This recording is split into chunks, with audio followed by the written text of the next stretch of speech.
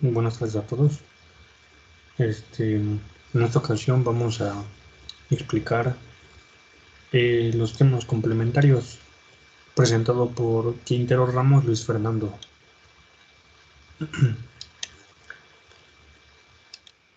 Bueno, el objetivo es explicar mediante una presentación de PowerPoint los temas complementarios, en el cual vamos a ver el procedimiento de montaje, las pérdidas que se generan en el preesfuerzo y la adherencia, entre otras cosas. Y pues vamos a empezar con una breve introducción que nos habla de que lo que hemos visto anteriormente sirve para reforzar nuestros conocimientos. Bueno, los elementos reforzados son de nuestro interés, pues con ellos podemos fabricar losas, traves, columnas y vigas, como lo vimos y lo mencionamos en anteriores exposiciones, de las cuales la mayoría se podrían construir de concreto preesforzado. Entonces, cuando se habla de temas complementarios, hacemos referencia a los subtemas que complementan esta presentación, como son la adherencia, el anclaje y el montaje de elementos preesforzados. Empezamos con el primer subtema, que es el 6.1, que nos habla de una breve introducción y nos dice que donde quiera que se ensamblen elementos de concreto precolado en una estructura, deberán diseñarse y ejecutarse las juntas y conexiones, de modo que funcionen continuamente a lo largo de la vida de la estructura, de la manera que se proyectó en el diseño. Bueno, en otras palabras, si la conexión es para una junta de expansión, debe asegurarse la libertad de movimiento, sin importar el movimiento externo, las cargas o los efectos del tiempo. Es decir, que nosotros cuando vamos a hacer conexiones, estas deben de ser continuas y deben dar una vida útil a la estructura. Esto con respecto al proyecto que se va a diseñar. Bueno, empezamos con otro subtema, que es la adherencia. Y bueno, esta se refiere a una interacción física que se produce entre el concreto y las barras de acero. También es conocido como rigidez de tensión, que corresponde a la transformación de las fuerzas internas de tracción que se desarrollan inmediatamente de la barra de acero. Bueno, la adherencia permite la transferencia y continuidad de esfuerzos y fuerzas entre los dos cuerpos cuando entran en contacto. Bueno, aquí nos muestra una viga, si la queremos suponer empotrada, que dice que las barras de refuerzo deben estar ancladas en el concreto a ambos lados de la sección donde se requieran, de manera que pueda desarrollarse en ellas el esfuerzo requerido. Estos esfuerzos de adherencia se desarrollan en la superficie. La adherencia va a ser el contacto y bueno, la interacción entre el concreto y el acero.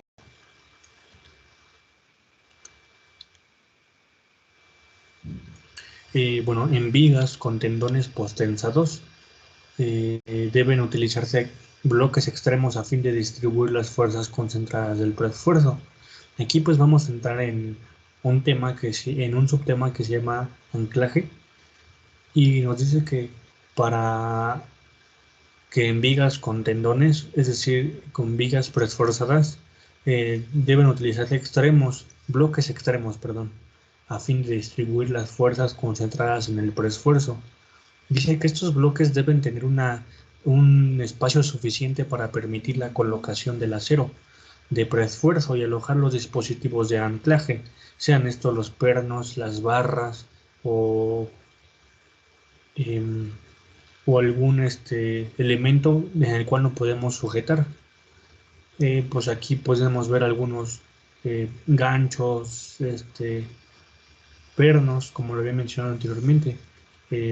Más adelante vamos a ver otra imagen donde nos puede representar de mejor manera y podemos comprender mejor el anclaje.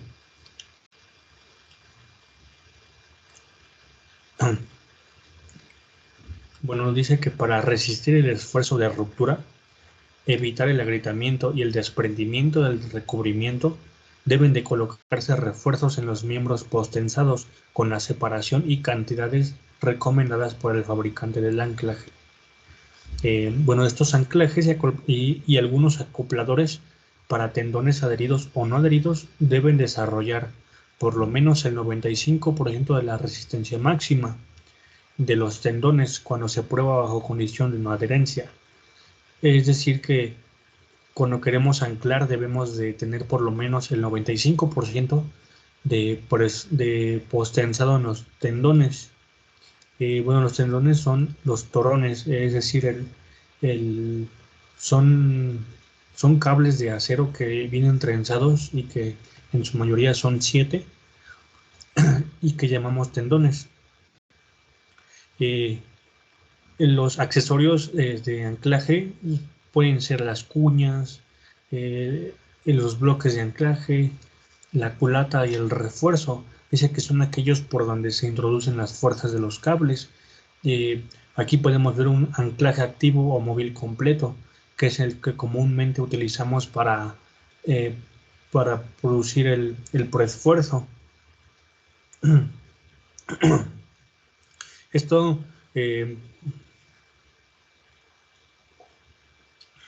lo desarrollamos mediante el gato hidráulico, como lo habíamos mencionado anteriormente en una exposición.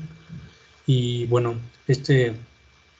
el tendón cuando se tensa, pues tiende a regresar a su forma original. Cuando se quita el gato hidráulico, pues lo que tenemos que poner son las cuñas.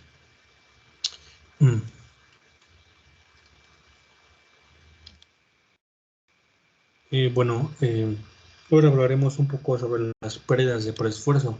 Dice que las pérdidas de preesfuerzo son, o bueno, las más comunes, como las conocemos, son por la fricción o la que se produce por el deslizamiento del anclaje. Cuando nosotros pues queremos izar un elemento que pues ya lo tenemos anclado, puede producir pérdidas de preesfuerzo, también debido al acortamiento elástico o al desvío de los drones, porque debemos recordar que algunos drones pues siempre se debe revisar que no sigan una trayectoria diferente. Por eso nosotros con los ductos controlamos su dirección, y debido a la contracción del concreto, pues bueno, pues puede influir mucho en el que sea plástico y también en la relajación del acero. La fuerza de preesfuerzo efectiva que actúa en el elemento es menor que la fuerza aplicada por el gato. Esta reducción de la fuerza efectiva puede llegar a ser mayor al 30% en los elementos comúnmente empleados. Pues aquí podemos ver una viga donde le comentaba, ¿no?, que el tendón ya está inductado y pues tenemos que poner un dispositivo de anclaje.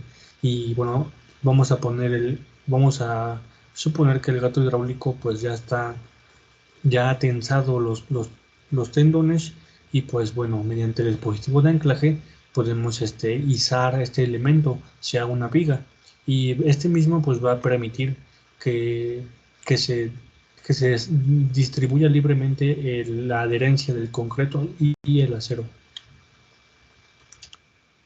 Bueno, el subtema 6.4 nos habla de las conexiones y los apoyos. Dice que para el montaje de las columnas se acostumbra primero descargar el camión al piso en columnas, para luego tomar la pieza en los puntos preestablecidos. Cuando las piezas son pequeñas, se toma del extremo superior y la grúa gira a medida que levanta la columna hasta llegar al centro de gravedad de la pieza en posición vertical. Es decir, tenemos que bajar primero las columnas del camión y luego mediante una grúa, pues esta puede ser una grúa, un camión, un camión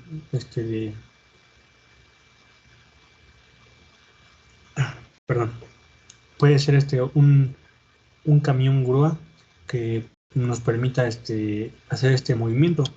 También dice que cuando la pieza es de mayores dimensiones, se toman los dos extremos con malacates independientes con los dos.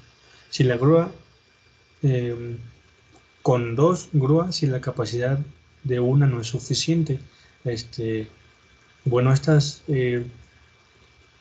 elementos deben de ser cuidadosamente posicionados en su lugar porque pueden ocurrir pérdidas en el preesfuerzo, como lo comentaba anteriormente. Nada más que se me pasó explicar lo que era que se debe tener un control de calidad de los elementos, pues bueno, estos pueden sufrir deformaciones en su traslado y en su montaje. Cuando ponemos las conexiones en los apoyos, debemos de verificar que todo esté correctamente en su posición. Estos elementos pues los podemos ver en una conexión en vigas que pues son de acero, y pues aquí podemos ver unos pequeños apoyos que pues podemos llamarle cartabones, que vienen abajo de una nervadura. Esto pues nos va a permitir tener un apoyo fijo, un apoyo firme. Y bueno, también podemos ver que algunas vigas, unas columnas, cuando las desplantamos pues de un apoyo, pues la tenemos que poner algunos elementos como pernos o tornillos, y estos pues van a estar ahogados en el concreto para permitir que haga una conexión y una interacción de adherencia entre el concreto y el acero. Mientras uno levanta, bueno, como podemos ver aquí en imagen de fondo, pues no tenemos este, las grúas de camión, y pues si podemos ver algunos elementos, columnas, son muy pesados, y pues se ve cómo se está ladeando un poco el, el camión, porque pues bueno, este elemento pues es muy pesado, ¿no? Ahí si se dan cuenta las secciones pues las deja algunas secciones sin colar, porque pues ahí se van a colocar unas vigas y se van a hacer unas conexiones. Dice que mientras se levanta el extremo superior de un elemento, la otra grúa toma el extremo inferior hasta que la primera tome el total de la carga. Se suelta la segunda grúa y la primera coloca la columna en su posición. Cuando se maniobra con estos elementos se debe tener mucho cuidado, y aparte debe estar controlado cada movimiento. Todos los elementos deben colocarse perfectamente a plomo en todas sus caras y a toda su altura. Se colocan a plomo precisamente para que estos elementos sean dimensionalmente de acuerdo al diseño, para que no tenga cargas de un lado o esté inclinado hacia otro. Deben de estar perfectamente alineados. Eh, Antes de colocarse definitivamente se debe confirmar su verticalidad. Deben de ser perfectamente verticales con métodos topográficos o con el complomado. Generalmente el análisis estructural supone que las columnas están empotradas al sistema de cimentación, pues si colocamos una columna en el piso, lo suponemos que está empotrado. Si lo vemos en una, si lo vemos con una perspectiva diferente, por lo que es necesario transmitir las cargas verticales y el momento de empotramiento. Debemos tener mucho cuidado con las columnas. Bueno, también existen las traves portantes. Estas traves se colocan cuando por encima pues le vamos a colocar alguna techumbre. Preferentemente estos elementos deben ser tomados directamente del tractocamión. Bueno, estos elementos pues, pueden ser muy grandes, y estos como no son columnas, directamente del camión se levantan. Eh, el mismo camión que los transporta y los coloca, perdón, estos elementos, las traves portantes deben ser tomadas directamente del tractocamión que las transporta, y bueno, deben ser colocados por una grúa en la estructura de una sola maniobra. Si lo podemos ver aquí, estas traves tienen estos elementos que son pues, las varillas, una varilla de acero de refuerzo, la cual va a permitir la sujeción. y para la cual el operador debe estudiar el sitio óptimo para estabilizar la grúa y realizar el menor número de movimientos posibles. Debe ser controlado. Las placas o tabletas y las losas, perdón, son los elementos más sencillos de montar, ya que en general se colocan simplemente apoyados. Solo hay que centrar la pieza y revisar que el apoyo sea adecuado. En ocasiones se requiere apoyos de neopreno para repartir esfuerzos de aplastamiento.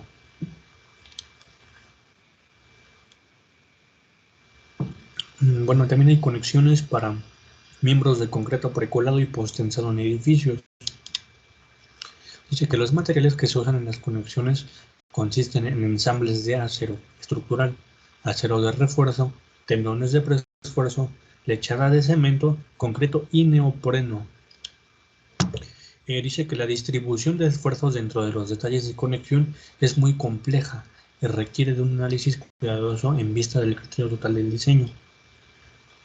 En el caso de la estructura prefabricada, los efectos de las variaciones en la fabricación y montaje a los asentamientos diferenciales o movimientos térmicos se concentran en las juntas.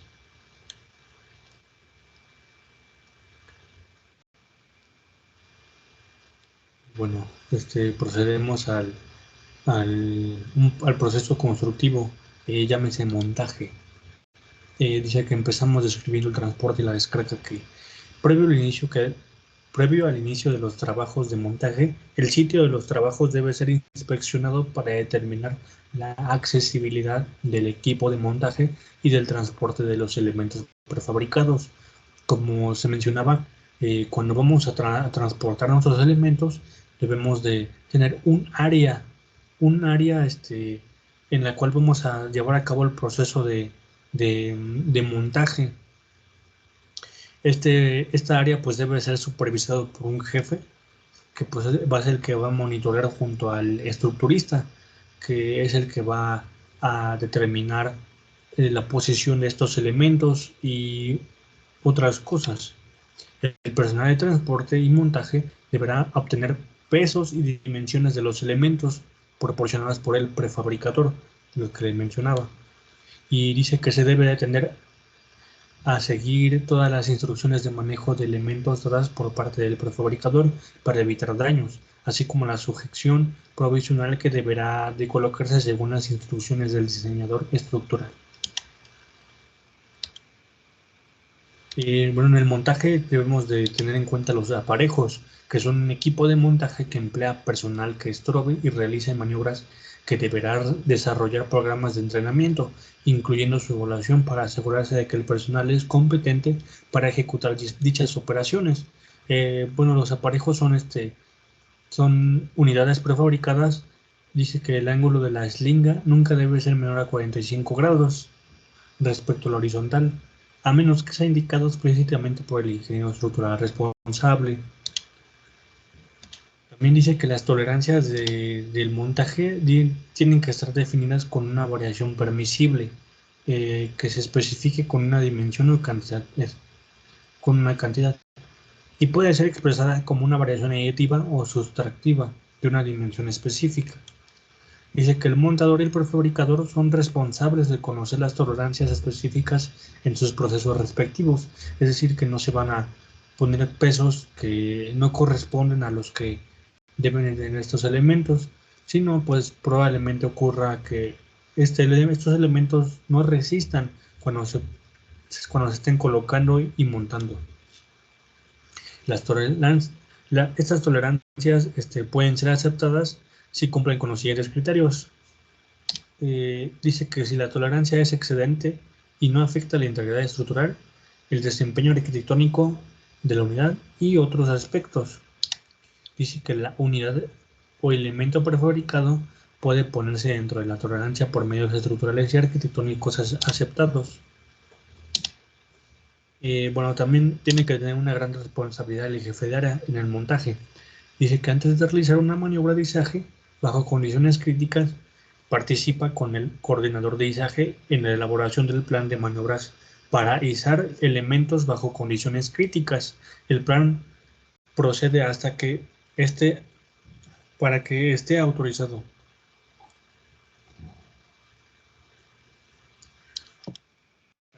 que antes de la ejecución de algún izaje bajo condiciones críticas debe ser notificado al jefe de seguridad del proyecto. El plan de maniobra de izaje en condiciones críticas consiste cuando menos un conjunto de dibujos, estrategias y cálculos necesarios para probar que una determinada maniobra de izaje. Y bueno, para concluir, dice que el concreto preforzado permite que el diseñador controle las deflexiones y grietas al grado que desee. Pues como se observó en la presentación, el uso de materiales de alta resistencia y calidad son necesarios en la fabricación de elementos de concreto preesforzado, ya que si estos no cumplen con las características requeridas, podrían fallar en cualquiera de las etapas críticas. También es necesario el uso de torones, los cuales proporcionarán una resistencia mucho mayor que el acero ordinario, con el objetivo de preesforzar a altos niveles y lograr que un elemento de concreto preesforzado sea eficiente. Si bien es cierto, se requiere transporte y montaje para elementos pretensados. En algunas veces esto puede ser desfavorable según la distancia a la que se encuentra la obra de la planta. Pues puede significar una mayor inversión inicial o que el diseño sea un poco más complejo y necesite más especialización. Bueno, una planeación cuidadosa del proceso constructivo, sobre todo en las etapas de montaje, dice que ofrece unas ventajas, que son el tener una mejoría en el comportamiento bajo las cargas de servicio. Esto pues porque dice que mejora el control del agrietamiento y la deflexión, pues está trabajando con concreto preesforzado que es más resistente que el convencional. Pues alcanza, como bien lo decíamos, unas resistencias de 500 o mayores, de 350 kilogramos sobre centímetro cuadrado. Esto permite la utilización de materiales de alta resistencia, elementos más eficientes y esbeltos y menos material, mayor control de calidad en elementos pretensados. Esto pues significaría un mayor costo, perdón, un mayor ahorro en los costos finales de la obra. Y bueno, para las referencias que se mencionan aquí, por mi parte ha sido todo. Gracias.